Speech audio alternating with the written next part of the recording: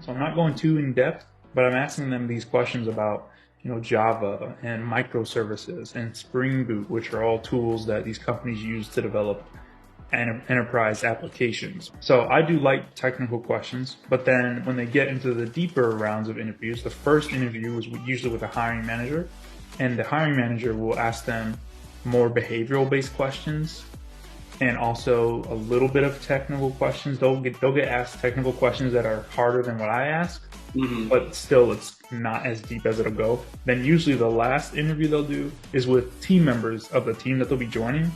And those team members usually ask pretty in-depth technical questions to finalize, like, this person actually knows what they're talking about and it's going to be able to work on this team with us. Usually it starts super light and then gets more in-depth as you go on. What question would you ask if you were doing my interview process? What would be a question? Your interviews? Yeah. I would ask everyone, how do you stay motivated, to hear about how they stay motivated. And then two, that's going to really tell you if they're going to be able to do the internship or not.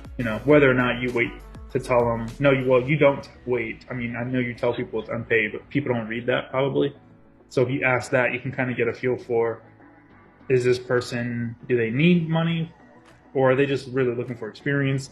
And then if they are looking for just experience and don't need the money, right, are they going to be able to have the motivation to do this work, even though they're probably not very heavily supervised and they're obviously not working in the same room?